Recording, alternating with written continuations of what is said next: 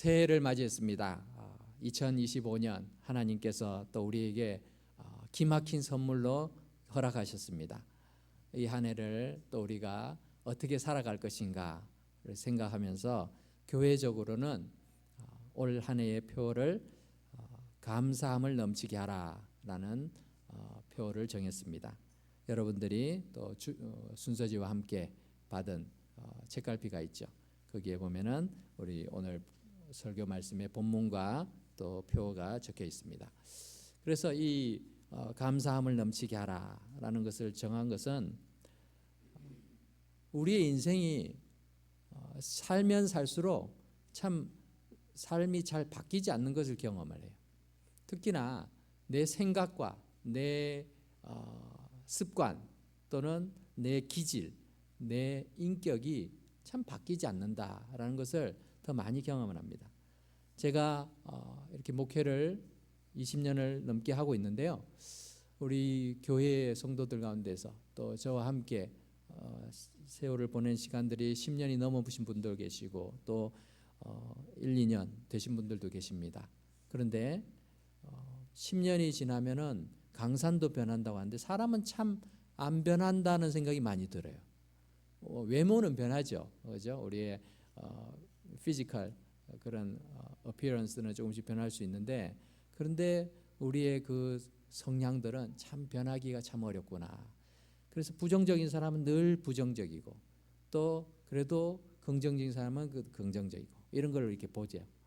그런데 하나님께서 기뻐하시는 우리의 모습은 어떤 것일까 생각을 해봤을 때 우리가 하나님의 자녀답게 바뀌어가는 것을 기뻐하실 거예요. 하나님의 자녀인데 마치 어둠의 자식처럼 그렇게 살아가는 것을 하나님은 원치 않으신다라는 것입니다.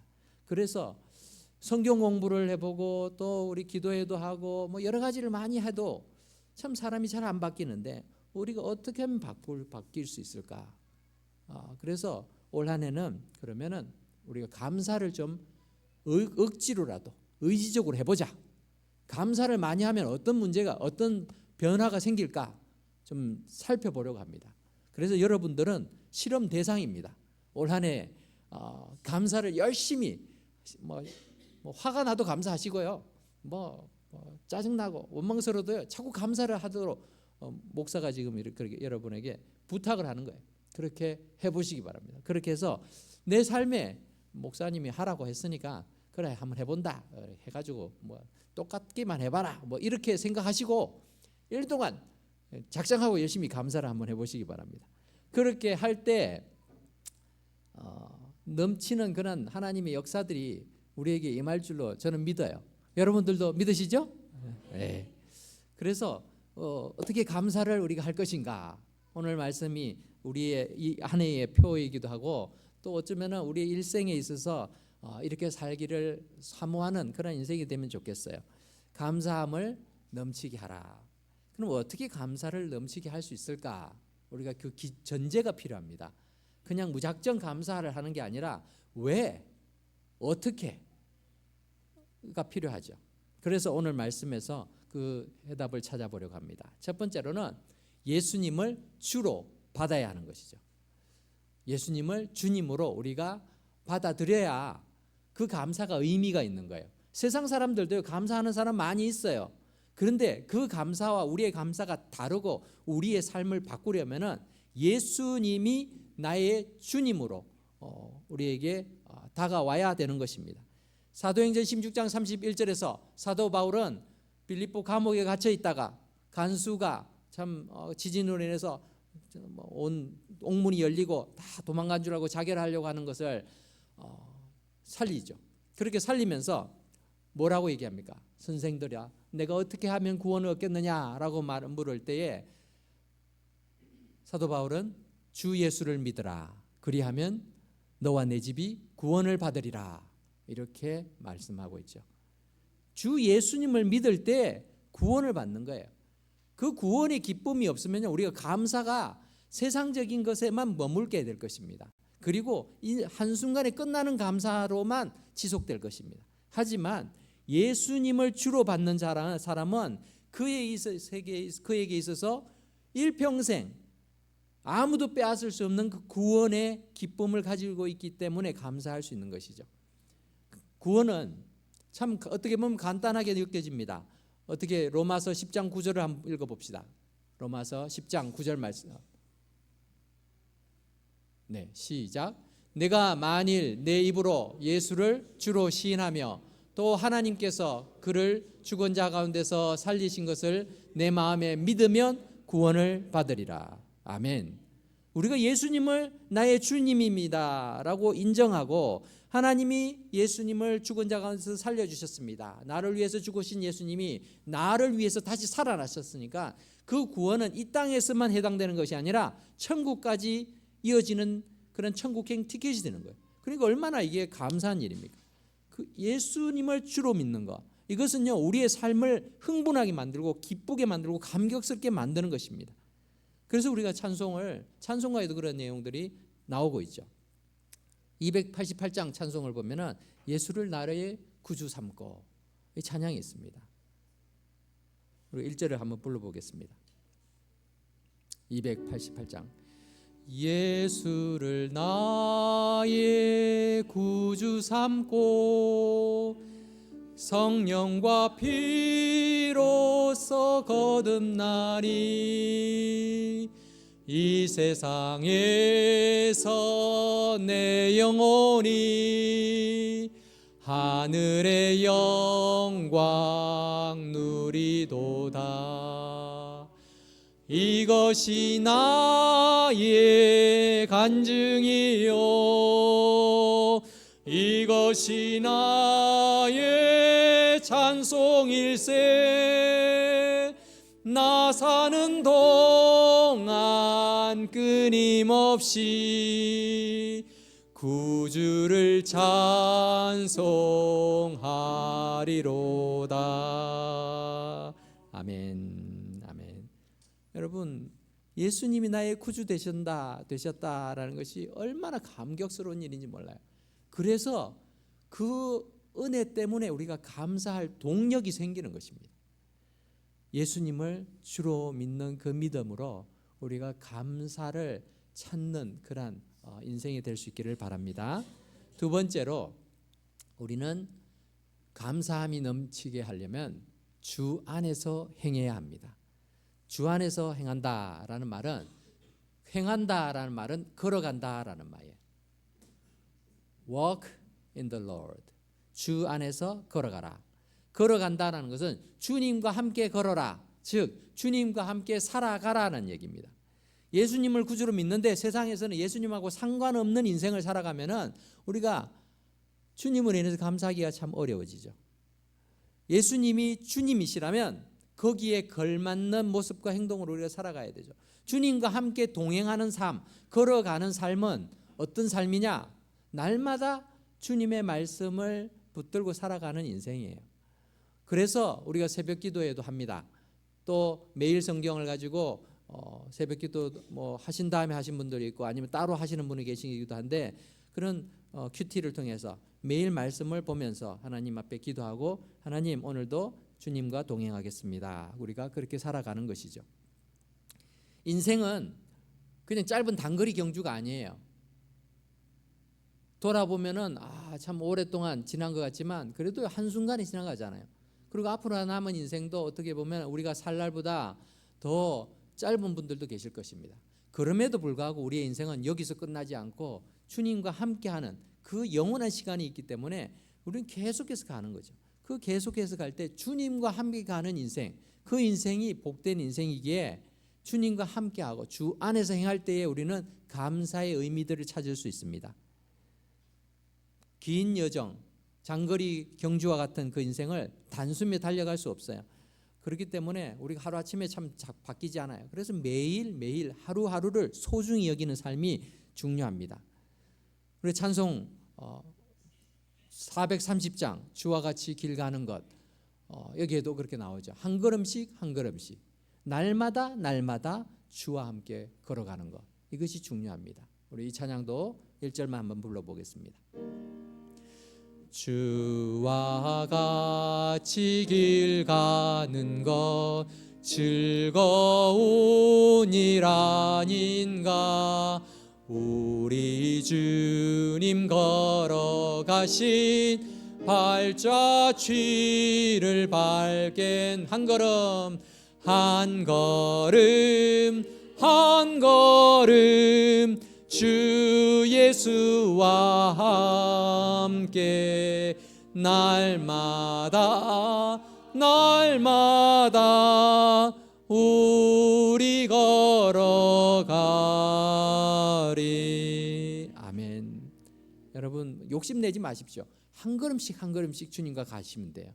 아유, 내가 어느 세월에 주님 쫓아가나 그런 생각하지 마십시오. 매일 조금씩 내가 주님 말씀 의지하고 오늘 주님 생각하며 이렇게 살겠습니다 라고 노력하면은 그 인생은 언젠가는 주님을 닮아가는 인생이 될 줄 믿습니다.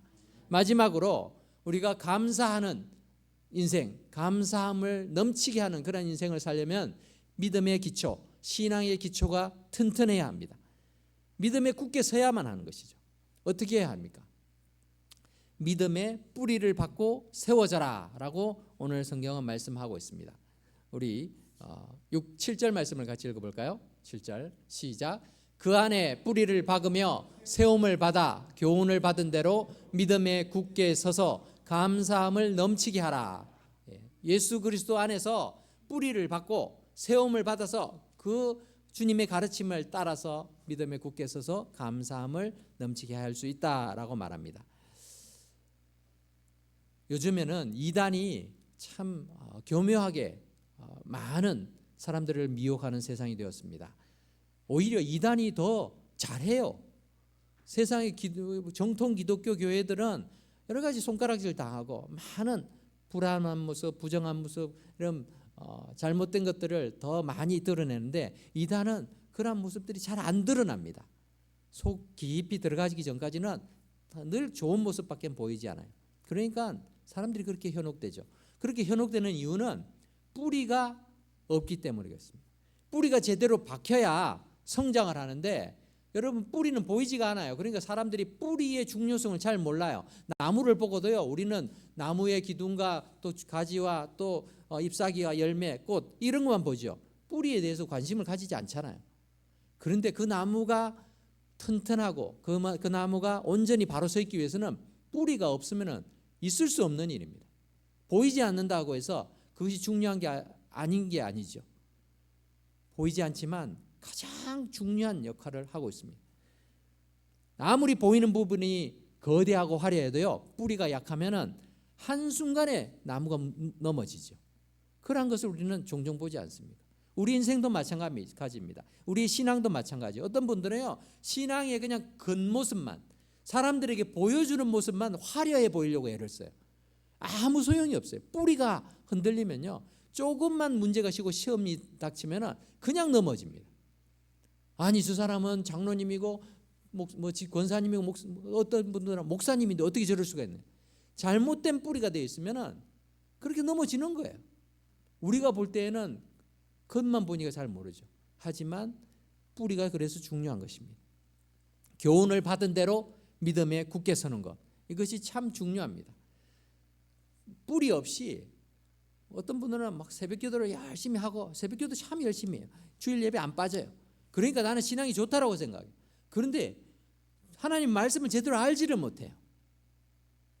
급한 일이 생기고 위기가 닥치면은 막 불안해하면서 아유, 내 팔자가 왜 이런가?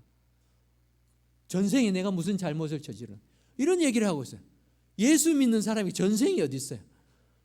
예수 믿는 사람이 팔자가 어디 있어요? 하나님을 의지해야 되는데, 그러니까 기초가 없는 거예요. 기초가, 뿌리가 없어요. 그러니까 세상적인 모든 잡다한 지식이 다 짬뽕이 돼가지고 예수를 믿는다라고 하는데요, 저기 다른 종교에 있는 사람과 별 차이가 없어요.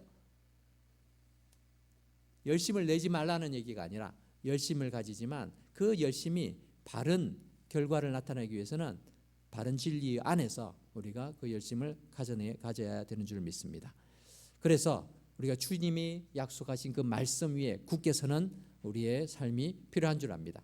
우리 찬송가 546장 주님 약속하신 말씀 위에 굳게 서리, 우리 이 찬양을 부르면서 우리 말씀 위에 굳게 서도록 다짐해 보기를 바랍니다. 주님 약속하신 말씀 위에서 영원토록 주를 찬송하리라. 소리 높여 주께 영광 돌리며 약속 믿고 굳게 서리라. 굳게 서리, 굳게 서리. 영원하신 말씀 위에 굳게 서리, 굳게 서리. 그 말씀 위에 굳게 서리라. 아멘. 말씀을 맺겠습니다. 오늘 여기에 참여하신 모든 분들, 또 우리 유튜브로 온라인 생방송으로 예배드리는 모든 분들, 참 우리가 올 한 해는 감사함을 넘치게 하는 인생 될 수 있기를 바랍니다. 예수님을 주로 믿고 예수님 안에 함께 행하면서 또 예수님의 가르쳐 주신 우리 주님의 그 말씀을 바르게 배워서 그 말씀을 통하여 굳게 섬으로 감사함을 넘치게 하는 그러한 인생 될 수 있기를 바랍니다. 여러분, 인생에 있어서 축복된 인생은요, 감사를 많이 하는 인생이에요. 세상에서 불행한 사람은 누구겠습니까? 돈이 없어서 불행한 게 아니에요. 여러분, 건강이 없어서 불행한 게 아닙니다. 자기의 처지를 보면서 불평하고 원망하고 비난하고 저주를 많이 하는 사람이 불행한 인생이에요. 그렇지 않아요? 돈이 많아도요, 날마다 불평하는 인생, 그 인생이 행복할까요? 아니에요. 없어요. 불행한 인생입니다. 그런데요, 불평하고 원망하고 비난하고 저주를 많이 하는 사람보다 더 안 된 사람이 있어요. 어떤 사람인지 알아요? 그 사람 옆에 있는 사람이에요. 그 사람 옆에 있는 사람은 늘 불평과 원망과 저주와 비난을 들으며 살아야 돼요. 얼마나 힘들어요. 여러분, 여러분들이 옆에 있는 사람들에게 어떤 말을 하십니까? 가족 가운데서도 칭찬해주고 인정해주고 격려해주고 사랑해주고 이런 말들을 많이 하면은 서로에게 유익한데, 자꾸 막 비난하고 혼내고 막 하면은 싫죠. 교회 성도들도 마찬가지예요. 성도들 가운데서도요, 영향력 있고 또 사람들이 존경하고 좋아하는 분들은 다 사랑의 말, 격려해주고 칭찬해주고 이런 말들 해주시는 분들이죠. 막 혼내고 막 이렇게 짜증내고 비난하고 그러면요, 자꾸 멀어져요. 어쩔 수 없이 인사는 하지만 인사만 체면치렘하고 자꾸 도망가요. 그런 사람이 아니라 막 내가 가려고 하는데 자꾸 붙들고 저랑 좀 같이 좀 얘기해요. 제 얘기 좀 들어주세요. 이런 사람이 돼야 된다는 거예요. 그런 사람이 되는 가장 좋은 방법은 감사를 많이 하면 됩니다. 감사함을 넘치게 하면은 우리가 주위에 선한 영향력을 발휘할 수 있을 줄 믿습니다. 이 한 해에 은혜와 평강교회에 또 여러분의 가정 속에 여러분의 인생 속에 하나님께서 내리시는 그 축복이 우리의 감사함을 통해서 배가가 되는 그런 놀라운 경험을 할 수 있기를 주의 이름으로 축복합니다. 기도하겠습니다. 고마우신 하나님, 은혜를 감사합니다. 하나님, 새해를 맞이해서 주님 앞에 예배로 이 하루를 시작하게 하시니 또한 감사합니다. 하나님, 예수님이 나의 구주 되심을 인해 감사합니다. 주님의 말씀을 붙들고 하루하루 살아가고자 하는 그런 열심을 또 각오를 노력을 가질 수 있게 해주셔서 감사합니다. 믿음의 동지들을 허락하여 주셔서 감사합니다. 하나님, 이 한 해를 살아가면서 나로 인하여서 내 주위에 있는 사람들이 행복하게 하시고 나 때문에 다른 사람들이 더 많이 감사할 수 있는 그런 한 해가 될 수 있게 하여 주셔서 그들의 감사의 제목이 나의 감사의 제목이 되게 하여 주옵소서. 예수님의 이름으로 기도드립니다. 아멘.